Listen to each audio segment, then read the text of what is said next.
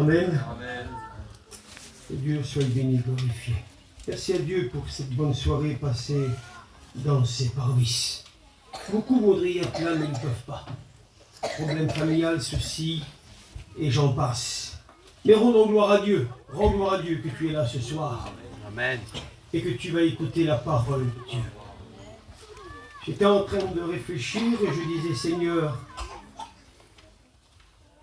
s'ils n'écoutent pas, il m'a répondu, peu importe si tu t'écoutes ou pas, dis-leur ce que je te demande de dire. Amen. Un jour, le jeune Jérémie était là, envoyé par Dieu, parler à un peuple qui était avec une certaine intelligence. Le peuple d'Israël, excusez-moi, ce n'était pas des hommes sans intelligence. Faites-moi confiance. Et le jeune est là, il dit, Seigneur, je ne peux pas, je suis un enfant. Dieu reprend son serviteur, lui dit, ne dis pas que tu es un enfant. Et pourtant, il était âgé de 17 ans. Mais il dit, je mets mes paroles dans ta bouche, et tu iras les voir et tu leur parleras. Et peu importe s'ils t'écoutent, mais tu leur diras ce que j'ai mis dans ton cœur. Amen. Salutations à tous mes frères serviteurs de Dieu, ministères qui sont présents ce soir, du plus ancien au plus jeune. Que Dieu puisse vous bénir. J'étais en réflexion spirituelle et puis le Seigneur me rappelait une petite anecdote. Mais avant cela, je voudrais que Nono, il y a 3 ans de ça, nous étions en mission et puis je faisais suivre mon petit Malaki pour les dents. Et j'avais rendez-vous, nous étions à la Teste et puis nous avions rendez-vous à la clinique de Bordeaux. Et puis nous avons été donc dans cette clinique pour faire l'avant-dernier rendez-vous pour le petit. Et quoi, il devait se faire opérer. Et nous sommes arrivés donc à l'heure, et puis quand nous sommes arrivés, la maladie qui s'occupait du petit a pris du temps, le petit commençait à s'agiter, et puis là, elle a commencé à s'occuper de lui, et puis le petit, vous avez vu les enfants, laissez-les 10 minutes, un quart d'heure dans une pièce, et vous allez voir ce qui va se passer. Et puis le petit a commencé à s'agiter, a commencé un petit peu à bouger, etc. Il ne voulait plus se laisser du tout se faire soigner. Et puis là, la maladie a commencé à parler avec le petit, elle dit, il faut que tu me laisses travailler, il faut que tu me laisses te soigner. Et puis le petit, il ne voulait plus, il n'avait plus de patience. Alors il a dit, là, elle a fait venir plusieurs personnes dans la même pièce. On s'est retrouvés à 8 dans la pièce là. 6 personnes pour le petit. Et là, la maladie, elle a commencé à prendre le petit, puis je vais vous montrer comment ça s'est passé dans la chambre là. J'étais au pied de mon petit, puis mon petit, à un moment donné, le docteur, ils sont venus, des jeunes radiologues, des internes sont venus, et puis il y en a un qui a commencé à prendre le bras du petit comme ça, son deuxième bras, et puis les jambes attachées. Et puis là, le petit était attaché comme je vous le dis là, sur le petit lit qui devait le soigner.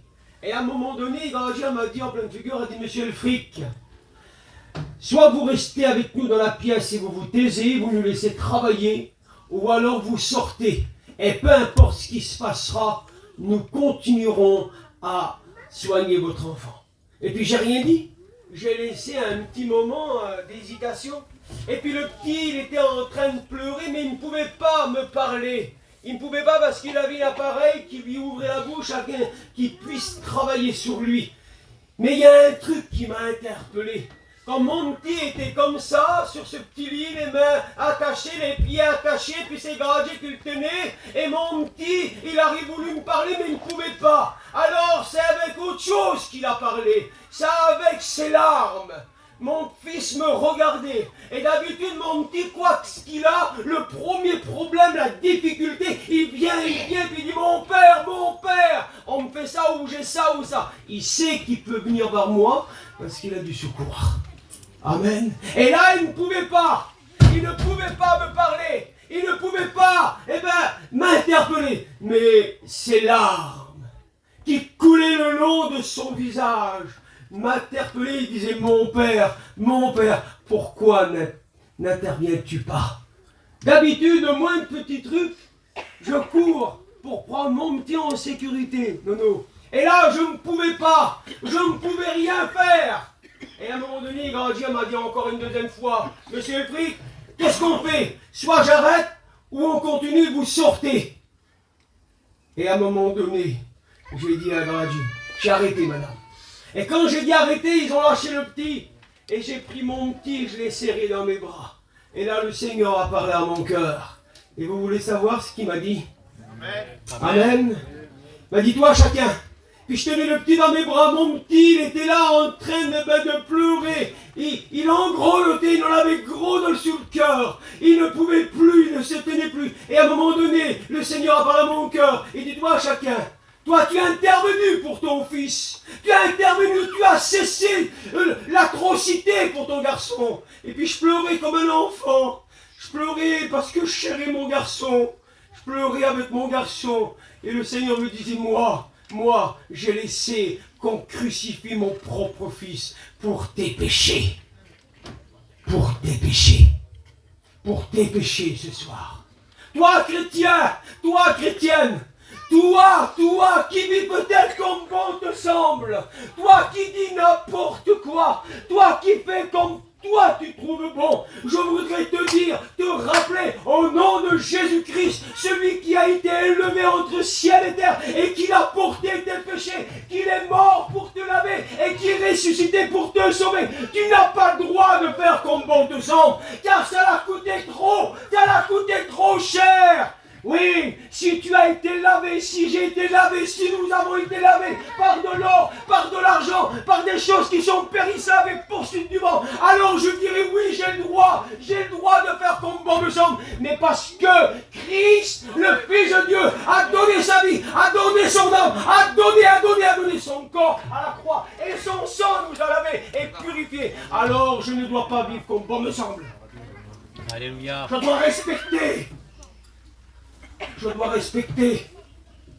Je dois faire attention à ce que je dis. Je dois faire attention à ce que je fais. Je dois avoir une attitude. L'attitude que j'ai avec vous ce chapitre, je dois l'avoir quand je suis dans mon commerce.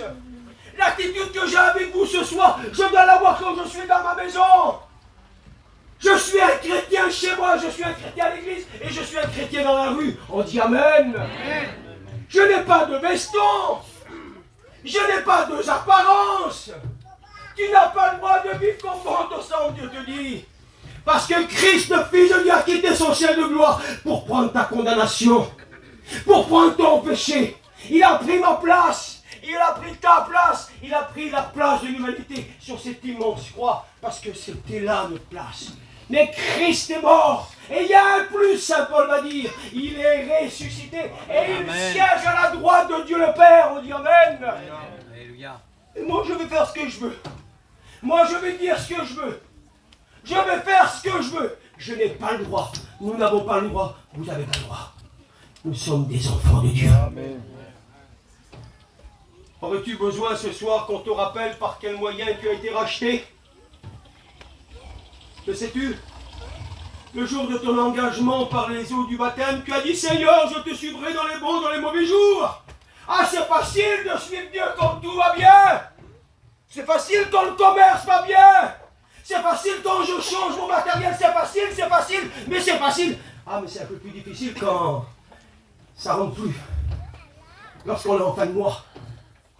Ah, Seigneur, tu connais tout. Heureusement, tu connais tout. On serait bien malheureux, comment, si Dieu ne connaisserait pas tout. On serait bien malheureux si Dieu ne connaîtrait pas tout. Dieu connaît ton cœur. Oh, ce soir, ce n'est pas à moi qu'il faut que ton veuille. Je te l'ai dit au début. J'ai dit au Seigneur ici, ils n'écoutent pas. Peu importe s'ils n'écoutent pas. Prêche. Et c'est le message que j'ai reçu. Trop de laisser aller. On se permet trop de choses. Dieu te dit, tu n'as pas le droit. Et je me mets avec vous. J'ai pas le droit. Nous n'avons pas le droit. Qu'est-ce que j'ai de plus que vous? J'honore tous les ministères qui sont parmi nous, mais j'adore le Dieu Tout-Puissant. Amen. C'est à lui, moi. Qu'est-ce que j'ai de plus que vous? Qu'est-ce que le serviteur de plus qu'on nous? On est simplement des serviteurs de Dieu, mais avant tout, je suis un enfant de Dieu, je suis un chrétien. Amen. Quand on me dit t'es un chrétien, vous savez ce que je réponds? Je m'excuse pour ce que je vais dire. Mais combien je l'ai constaté que pour certains, ça ne veut plus rien dire. Le mot chrétien, actuellement, autant à l'époque, au moment que nous vivons, pour certains ne veut plus rien dire. Alors quand on me pose la question, t'es un chrétien? Non, je suis un enfant de Dieu. Amen. J'ai été racheté par grâce.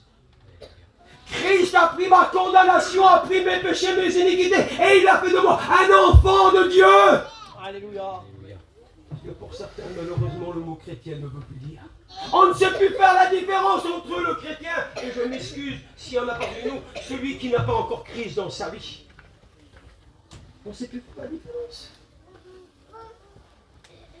Un jour, il a fallu, je parle avec un garçon, puis je l'ai appelé. Ils étaient deux frères de chair. Un était baptisé et l'autre, il ne l'était pas. Puis je l'ai interpellé, j'ai dit, viens voir, faut que je te parle. Il dit oui. J'étais un chrétien, toi. Ah, il dit oui, je suis un chrétien, moi. Tu vois bon? Oui. Et j'ai ton frère à côté, c'est un chrétien, il dit non, pas du tout. Je vous assure que mon bouson, oui, c'est vrai. L'inconverti, le non-chrétien, ne faisait pas ce que le chrétien faisait. C'était l'eau et le vin. J'étais obligé de dire. Je remets en question. Je t'exhorte au nom de Jésus-Christ. L'exhortation, le mot exhorter, exhortation veut dire avertition. Et Saint Paul rappelle souvent une fois dans ses 13 épîtres, je t'exhorte, je t'avertis. Fais attention. Fais attention. Mais de quoi, chacun, tu veux nous faire ce soir qu'on soit attention. Si nous vivons selon la parole de Dieu, nous irons au ciel. Amen.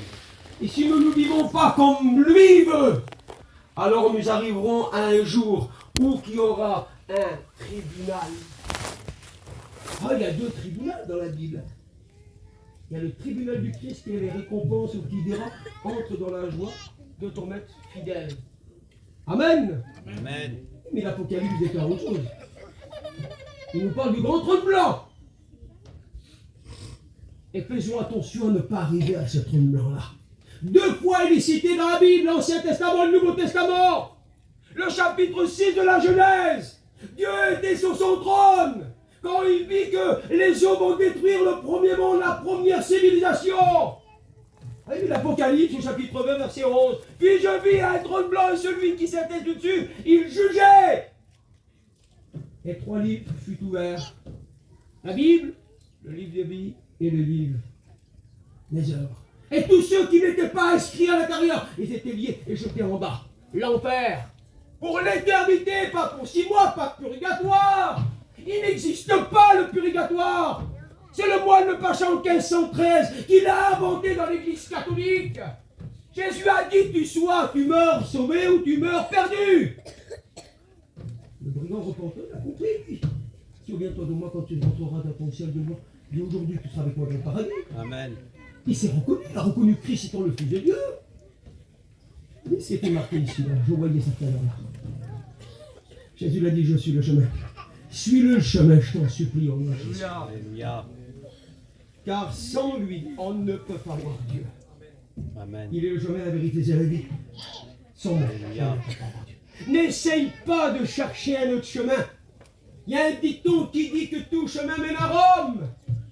Mais pour y aller au ciel, il n'y a qu'un seul chemin. Il porte un nom, il s'appelle Christ. Amen. Qui veut dire le sauveur. Que Dieu soit béni, glorifié. Oui.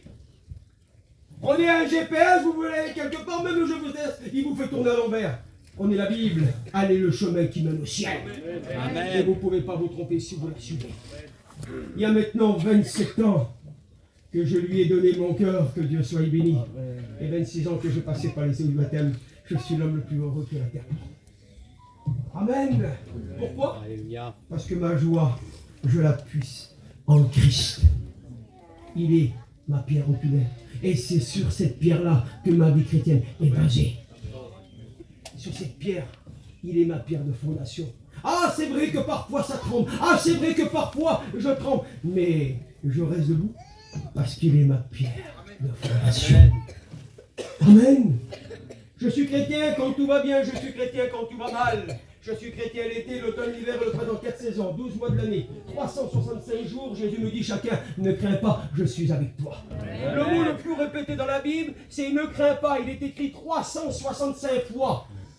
Qui nous dit 365 jours de l'année. Jésus me dit, ne crains pas, je suis avec toi. Amen. Tu crains pour ta nourriture? Tu crains pour ton vêtement? Si tu fais lui confiance, mais il va te nourrir. Il nourrit les oiseaux du ciel. Toujours je disais à ma femme, je regarde, il dit quoi? L'oiseau là. Il dit quoi? Je regarde le morceau de pain qui est par terre, quelqu'un l'a acheté, le petit oiseau il nourrit, le Seigneur l'a nourri. Je dis pourquoi qu'à nous prendrait pas soin de nous, Marma? T'as manqué quelque chose, mon enfant, dans ta vie depuis que tu appartiens au Seigneur? Jamais. Ah, c'est vrai que parfois c'est difficile. C'est difficile parfois. Mais on sait y faire confiance. Amen. Je suis un enfant de Dieu. Par quoi nous avons été rachetés? Par quoi tu étais racheté? Eh bien, c'est Jean 3,16 qui en donne la clé.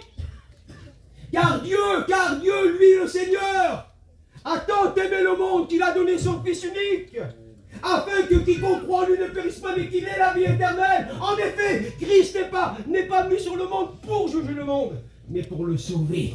Amen. Au verset 17, en effet, Dieu n'a pas envoyé son Fils dans le monde pour qu'il juge le monde, mais pour que le monde soit sauvé. Tu es un enfant de Dieu. Et tu dois garder ton identité d'enfant de Dieu.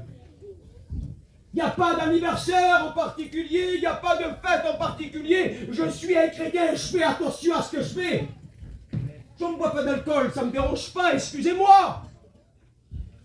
Mais un verre, deux verres, trois verres, bonjour les dégâts. Et oui, je suis invité dans un anniversaire, je garde mon identité d'enfant de Dieu. Je suis chez moi, je garde mon identité d'enfant de Amen. Dieu. Je suis parmi des étrangers, je garde mon identité d'enfant de Dieu. Ah, la Sunamite, elle avait raison de dire, lorsqu'elle vit passer selon le 2e livre des rois au chapitre 4. Oh, certainement, ce saint homme qui passe chaque jour parmi nous, dans notre nation, dans notre ville, à Sunam. Oui, certainement, c'est un saint homme de Dieu. Il avait quoi de plus, le prophète? Il avait quoi de plus? Il vivait selon la parole de Dieu. C'est ça. Et un enfant de Dieu, on le reconnaît, frères et sœurs et amis. On reconnaît un enfant de Dieu. Comment on reconnaît un enfant de Dieu? Son vocabulaire. Si je vis selon Christ, si je suis de Christ, alors il ne saura que des bienfaits de ma bouche. Oui. Pierre, oui, à la cour du prétoire. Il est là, il est en train de chauffer, lui. Tandis que le maître est en train de se faire questionner. Tandis qu'on le frappe, tandis qu'on l'insulte, lui, il se chauffe les mains. Il fait froid, on allume un feu, il est à l'arrière de la cour du prétoire d'Hérode, et là, il chauffe. Et puis il y a une servante qui vient et dit certainement que tu es de ces Galiléens. Ton langage parle pour toi. Un chrétien reconnaît ça par son langage. Dis pas n'importe quoi du matin au soir.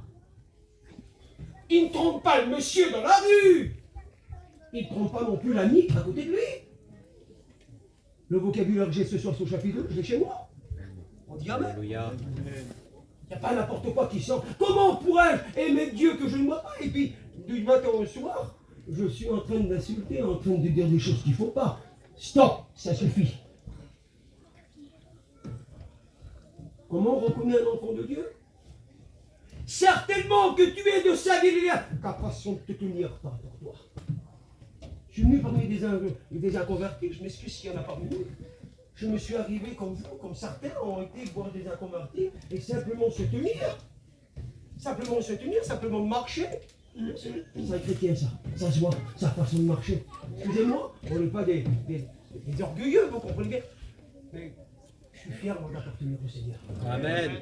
Je suis fier. Quand je parle de Jésus, au Dével, je ne sais plus. C'est un autre parlement. Je ne sais pas. Je parle de mon camion, peu importe. Je parle de ma voiture, peu importe.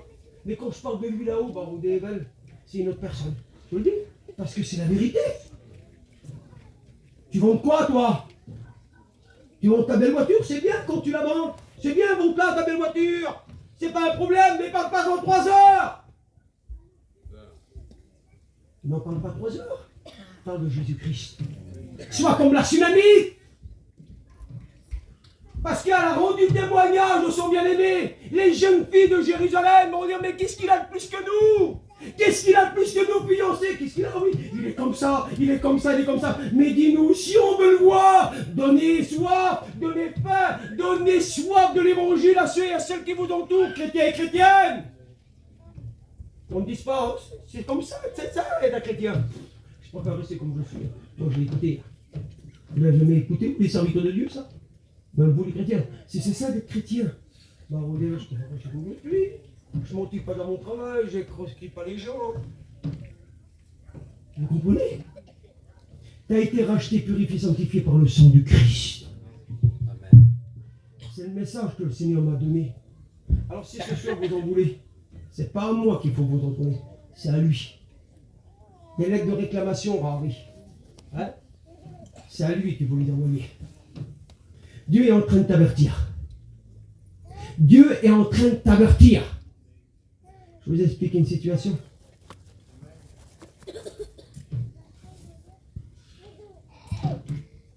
Dans l'année 1996, je n'étais pas encore chrétien, et je couravais. On faisait les 400 coups. Comme j'ai dit l'autre jour, je n'étais pas du tout un enfant de cœur. Puis, la soirée, on a fait des bêtises, et les pistés nous sont tombés dessus. Puis, il a fallu que je passe à tribunal.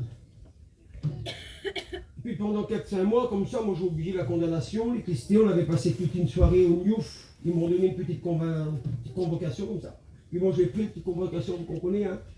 Puis j'ai dit ça, j'étais dans le placard. Mon jeune. Puis vu, j'ai repris ma vie, moi. Une fois que j'étais sorti du Niouf, comme on dit, hein, j'ai repris ma vie. D'accord?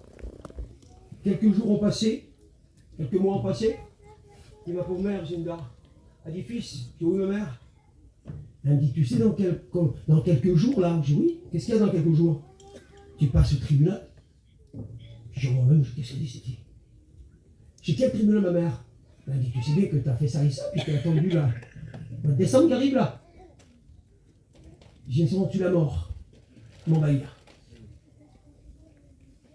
Non, je ne suis pas là pour plaisanter ce soir. Hein.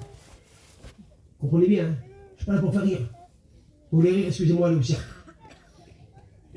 Ce soir, on est dans une réunion, c'est très sérieux. Amen. J'ai commencé à trembler.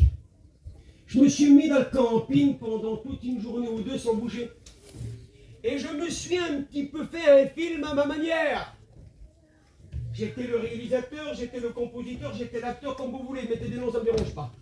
Je me mettais dans la glace du camping de jeunes garçons, puis je disais quand je vais être devant le juge, là, comment je vais le narquer au juge, là, comment je vais dire, monsieur, je suis un gitan, je suis ici, je fais comme ça, j'ai pas de travail, je sais ça. Ouais. Normal. Et puis ce petit fameux petit papier, là, je l'avais oublié, moi. J'avais jeté dans le camping. À voir, moi. J'ai dévalisé le placard. Et je suis retombé sur ce fameux petit papier. Et puis l'heure, le jour est arrivé, nous sommes partis au tribunal de Nantes. Nous sommes arrivés devant ces gros piliers, devant ce gros bâtiment. Et puis lorsqu'on a rentré à l'intérieur, on a commencé à voir des gens de toutes sortes. Des gens habillés de certaines manières, des avocats, des juges, des ci et là. J'ai dit là, bah, regardez, je suis beau là. Écoutez-moi bien qui c'est vrai. Et puis je prends ma petite convocation, je vois madame, j'attends, c'est là-bas en face, monsieur, la chambre, on vous attend, ça s'appelle les chambres. Alors j'en rentre là-bas, monsieur Altel qui était rentré, vous comprenez bien, un rail, ah oui, et après vite il me déroule le rail. Je vous assure que j'ai vite descendu du 3e étage, si je pourrais dire. Je vais voir lui, je dis monsieur, bonjour, je suis monsieur Altel, les condamnés c'est là-bas. Les jugés, on vous attend là-bas. Il me dit ça, par là. Qu'est-ce qu'il dit, Marolé? Monsieur, et des côtés, vous avez un papier de condamnation, oui, c'est là-bas les condamnés. Où là-bas on va vous appeler? Par ordre alphabétique. Oui. Et puis on a passé les A, les B, et puis le fric, ça commence par un H. Monsieur le fric à la barre. Comme l'OD, quand j'ai entendu le mot la barre, là, un petit morceau de bas comme ça, là, j'ai commencé à trembler, à transpirer. Et puis là, le monsieur le juge a fait sa rentrée. Il était sur un certain niveau de personnes. D'autres personnes étaient à côté de lui. Il était au haut d'un pupitre comme ça là. Et puis là, quand j'ai vu, j'ai vite baissé les yeux. Et puis là, le petit film que je me suis fait. Le petit acteur, le petit compositeur, l'interprète, comme vous voulez là. Il n'y avait plus rien. Je tremblais. J'avais une honte. Comment je peux pas vous dire? Je voyais tous ces gens me voir mes regards sur moi, puis tous les autres derrière moi. Là. Et à un moment donné, le gars, je me dis, monsieur le fric, regardez-moi quand je vous parle. Alors j'ai j'ai ouvert les yeux vers lui comme ça levé. Et puis là, Barodé, une honte, je vous le dis, une honte comme pas possible. Vous avez vu comment on fait quelque chose, Barodé? Et dit, monsieur le fric, c'est dommage d'avoir fait qu'aujourd'hui vous avez un casier judiciaire. Il dit, rendez-vous un soir. Alors, je me suis rassis. Il est sorti avec tout ça. Puis à un moment donné, il est revenu, on s'est relevé, je me suis représenté là-bas. Il m'a dit, monsieur le fric, oui, on va vous mettre de la prison ferme. Barreau des Belles. J'ai manqué de mes rangs. Quand il a dit le mot ferme, là, je me suis tourné, puis j'ai vu ma pauvre mère qui était au fond de la pièce, elle était en train de prier le Seigneur, elle, la vieille, a prié pour son fils. Puis moi, je tremblais comme une feuille. Je te l'ai dit tout à l'heure, il y a un tribunal. Hein. Fais bien attention, hein. Que Dieu fasse que tu sois au tribunal du Christ et non au grand tribunal blanc. Hein. Fais bien attention aussi. Il n'y a pas de mots pour l'expliquer. Lis l'Apocalypse, tu comprendras mieux. Et puis là, j'étais devant le tribunal, là, puis quand Dieu m'a appelé. Il dit, monsieur là-bas. Et puis là, il y avait l'accusateur, si je pourrais dire. Ah oui, hein. Il y avait l'accusateur, non. Il dit, oui, le tribunal aujourd'hui ne peut pas laisser ce monsieur parce qu'il a fait un délit, il a fait ça, puis il était en train de m'enfoncer, lui. Et j'ai là, Barreau des Belles, j'en prends pour 20 ans. Ah oui. Et un étranger est venu. Je ne connaissais pas le gars du moment. Un avocat d'office. Il avait entendu mon problème. Je n'avais pas pris d'avocat, moi je croyais m'en sortir comme ça. Hein. Il s'est présenté. Il dit, je demande la parole à la cour d'aujourd'hui. Le juge a dit oui. Il a dit, je ne suis pas l'avocat de monsieur Intel. Mais il dit, moi je trouve que c'est injuste que monsieur Intel, c'est son premier délit. Et qu'on lui demande de la prison ferme. Je demande qu'on soit clément. Alors je m'ai guetté, il m'a dit, monsieur le fric, est-ce que vous reconnaissez votre délit? J'ai dit, oui, monsieur le juge. Alors on va vous mettre du sursis, quelle bonté, parenté. Le petit avocat. Ah bon, le petit avocat, hein? Eh oui, hein? Petit avocat, Barreau des Belles, il était large comme ça. Je l'avais jamais vu. J'ai vu qu'une seule fois notre tribunal, il est parti, j'ai plus revu. Je voudrais te dire que si tu as péché, excuse-moi du mot, mais c'est la Bible qui le dit. C'est la Bible qui le dit, c'est pas moi, chacun. C'est la Bible qui le dit. Petits enfants, ne péchez point, mais s'il y aurait quelqu'un parmi vous qui a péché, et c'est Jean. Il le rappelle dans son épître. Chapitre 2, premier épître. Il dit, sachez qu'il y a un avocat auprès du Père et qui intercède. Amen. On dit Amen. Amen. Alléluia. T'as fait? Ça ne me regarde pas. Ça regarde à lui. Demande pardon. Demande pardon à Jésus-Christ ce soir. Et celui qui te pardonnera. Amen. Parce qu'il est mort pour ça. Il est mort pour te laver, il est ressuscité pour sauver, comme beauté, Barreau des Belles. C'est bon ça? C'est bon de savoir cela. Oui, tu connais le chemin ce soir. Tu connais le chemin. Marche-y. Car sans ce chemin-là, tu ne peux pas être à Dieu. Tu ne peux pas aller au ciel. Jésus l'a dit, je suis le chemin, la vérité et la vie. Nul ne vient au Père que par moi. Je voudrais qu'on puisse prier le Seigneur. Ce n'est pas pour je parler. Alléluia. Que Dieu soit béni.